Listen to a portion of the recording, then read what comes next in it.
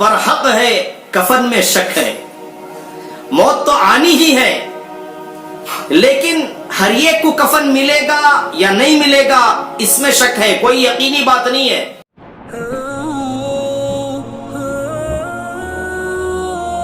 تمام ہمارے ناظرین سے گزارش ہے کہ آپ ہمارے چینل کو سبسکرائب کریں اور ہمارے ویڈیوز کو لائک کریں اور دوسروں کو شیئر کریں اور بیل آئیکن کو آپ کلک کریں تاکہ ہم نئے نئے ویڈیوز آپ کے سامنے لاتے رہیں اور سب کا فائدہ ہو. جزاک اللہ خیرا.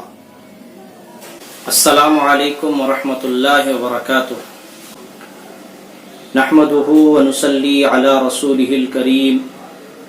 اما بعد، قال الله تبارك وتعالى في القرآن المجيد: فأعوذ بالله من الشيطان الرجيم. بسم الله الرحمن الرحيم. كل من عليها فان ويبقى وجه ربك ذو الجلال والإكرام. صدق الله العظيم. وقال النبي صلى الله عليه وسلم: كن في الدنيا كأنك غريب أو عابر سبيل، أو كما قال عليه الصلاة والسلام.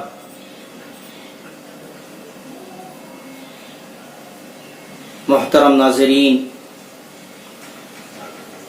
میں نے آپ حضرات کے سامنے ایک آیت اور ایک حدیث پیش کی ہے. دعا فرمائے اللہ تبارک و تعالی مجھے صحیح کہنے اور آپ کو صحیح سننے اور سمجھنے اور ہم تمام کو اس پر عمل کرنے کی توفیق عطا فرمائے. اللہ قرآن مجید میں ارشاد فرماتے ہیں: کل من علیہا فان، ہر ایک کو فنا ہونا ہے، کوئی باقی رہنے والا نہیں ہے. وَيَبْقَى وَجْهُ رَبِّكَ ذُو الْجَلَالِ وَالْإِكْرَامِ، تیرا رب جو ذو الجلال والاکرام ہے وہی باقی رہنے والا ہے. کوئی آدمی یہ دعویٰ نہیں کر سکتا کہ میں بڑا حکمران ہوں، حکومت کی وجہ سے مجھے موت نہیں آئے گی. حکومت کے ذریعے سے اگر موت کو ٹالا جا سکتا تو فرعون کو کبھی موت نہ آتی. وزارت کے ذریعے سے اگر موت کو ٹالا جاتا تو حامان کو کبھی موت نہ آتی. مال و دولت کے ذریعے سے اگر موت کو ٹالا جا سکتا تو قارون کو کبھی موت نہ آتی. اگر عقل مندی اور حکمت کے ذریعے سے موت کو ٹالا جا سکتا تو حضرت لقمان حکیم کو کبھی موت نہ آتی. اگر وفاؤں کے ذریعے سے موت کو ٹالا جا سکتا تو کبھی بیوی اپنے شوہر کو مرنے نہ دیتی. محبت کے ذریعے سے اگر موت کو ٹالا جا سکتا تو کوئی ماں اپنے بچے کو اپنے سامنے مرنے نہ دیتی. کسی بھی چیز کے ذریعے سے موت کو ٹالا نہیں جا سکتا. کل نفس ذائقۃ الموت، ہر نفس کو موت کا مزہ چکھنا ہے. کب آئے گی موت اللہ کے علاوہ کسی کو معلوم نہیں ہے. ایک مرتبہ اللہ کے نبی حضرت محمد صلی اللہ علیہ وسلم نے ملک الموت سے بات چیت کی اور فرمایا کہ اے ملک الموت، تم روح قبض کرنے کے لیے آتے ہو تو آنے سے پہلے کسی قاصد کو بھیجا کرو. مطلب یہ تھا کہ کوئی ایک پیغام، کوئی ایک علامتیں موت کی کہ اب موت آنے والی ہے، تیار ہو جاؤ. تم کسی قاصد کو کیوں نہیں بھیجتے؟ تو بڑے ادب کے ساتھ ملک الموت نے عرض کیا: یا رسول اللہ صلی اللہ علیہ وسلم، ہم کئی پیغامات لوگوں کو بھیجتے ہیں، کئی قاصد ہمارے آتے ہیں، لیکن لوگوں کو دکھتا نہیں، نظر نہیں آتا. وہ کیسے؟ ملک الموت نے عرض کیا کہ آدمی کو جب بڑھاپا آتا ہے تو یہ موت کا پیغام ہے. داڑھی کے بال سفید ہو رہے ہیں، موت کا پیغام ہے. آنکھوں کی بینائی کمزور ہو رہی ہے، موت کا پیغام ہے.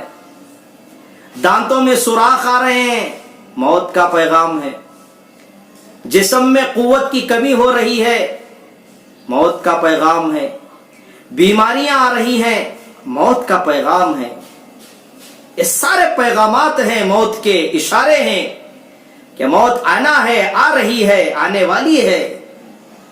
لیکن آدمیوں کے اندر احساس ختم ہو گیا، جس کی وجہ سے موت یاد نہیں آ رہی.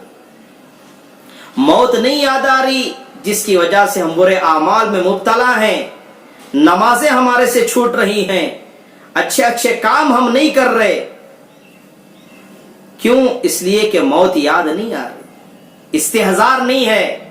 حضرت عمر فاروق رضی اللہ عنہ اپنے پاس ایک خادم رکھتے تھے، اس سے انہوں نے یہ ذمہ داری دی تھی کہ تیرا کام یہ ہے کہ تو مجھے ہر وقت موت یاد دلائے گا.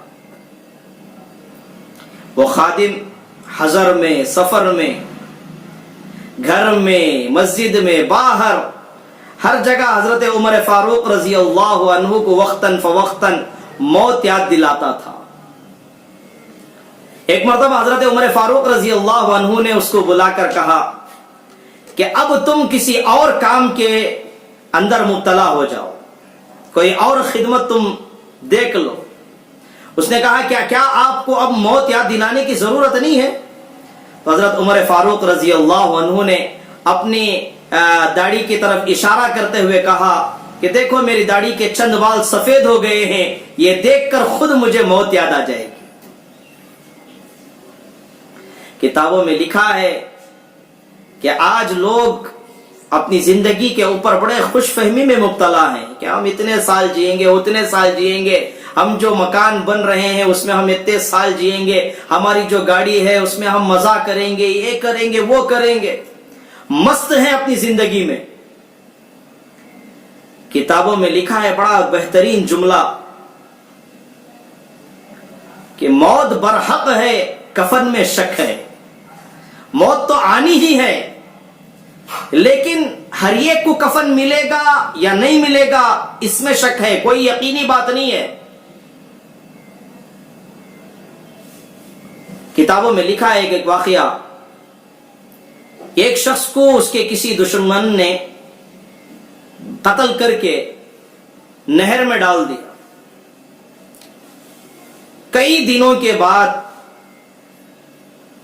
وہ اس کی جو میت ہے وہ پھول کر نہر کے کنارے پر آئی. کسی نے دیکھا، پولیس کو انفارم کیا، پولیس آئی، تحقیق کرنے پر معلوم ہوا کہ وہ مسلمان ہے. تو پڑوس میں جو مسلمانوں کی بستی تھی، پولیس نے ان کے ذمہ داروں کو بلایا اور ان سے کہا کہ دیکھو یہ مسلمان ہے، اس کے کفن دفن کا تم سب مل کر انتظام کر لو. تو ذمہ دار اس کو وہاں سے اٹھائے، اپنی بستی میں لے کر آئے، اعلان کیا کہ بھئی ایک اجنبی کی میت ہے، اس کے کفن دفن کا انتظام کرنا ہے. تو سارے اپنے اعتبار سے جتنا جتنا ہو سکتا ہے چندہ اکٹھا کرو تاکہ ہم اس کے کفن کا انتظام کریں. تو کوئی 100 روپے دیا، کوئی 200 روپے دیا، کوئی 50 دیا، کوئی 20، کوئی 10، جو اپنے سے بن سکتا تھا اس نے دیا. بہرحال کفن کا انتظام ہو گیا، کفن لایا گیا، غسل دیا گیا، کفن پہنایا گیا، پھر دفن کیا گیا نماز جنازہ پڑھا کر. کئی دنوں کے بعد یہ معلوم ہوا کہ وہ جو شخص مرنے والا ہے وہ اپنی بستی کا بہت بڑا مالدار ہے. مال سے غرور کرنے والے غور سے اس بات کو سنے، اس واقعے سے عبرت حاصل کرے. بہت بڑا مالدار، کئی ایکڑ کی زمین اس کی تھی، اس کے اکاؤنٹ میں کروڑوں روپے پڑے ہوئے تھے، اور 4 اٹے کٹے نوجوان بچے تھے، اس کے بیٹے تھے. لیکن جب مرا ہے تو اپنے پیسوں سے اسے کفن کی توفیق نہیں ملی. جب مرا ہے اپنے بچوں کے ہاتھوں سے غسل کی توفیق نہیں ملی، جب مرا ہے اپنی بستی کی مسجد میں نماز جنازہ کی توفیق نہیں ملی، جب مرا ہے اپنی زمین میں اس کو 2 گز زمین کی توفیق نہیں ملی تاکہ وہ قبر میں جائے اپنی زمین. یہ حالت ہے. اسی لیے کہتے ہیں کہ موت برحق ہے، کفن میں شک ہے. اس لیے عقل مند وہی آدمی ہے جو موت سے پہلے موت کی تیاری کرے. اس لیے دوستوں گزارش ہے اپنے اعمال کی فکر کریں، آخرت کی تیاری میں لگ جائے. اللہ سے دعا ہے کہ اللہ تبارک و تعالی ہم تمام کو موت کا استحضار کرتے ہوئے اپنے اعمال میں لگے رہنے کی توفیق عطا فرمائے، گناہوں سے بچنے کی توفیق عطا فرمائے. وآخر دعوانا الحمدللہ رب العالمین. السلام علیکم ورحمۃ اللہ وبرکاتہ.